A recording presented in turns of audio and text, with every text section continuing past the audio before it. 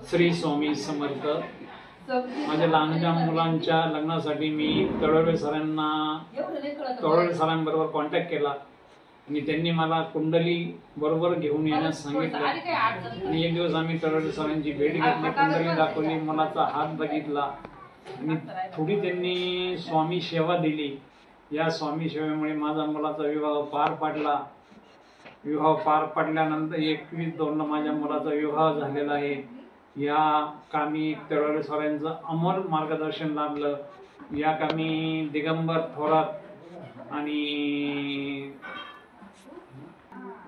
किशोर थोरात यांचं अमोल मार्गदर्शन आम्हाला लागलं आणि आज मुलाचा विवाह यथासांग पार पडला। अशक्य शक्य करतील स्वामी। श्री स्वामी समर्थ।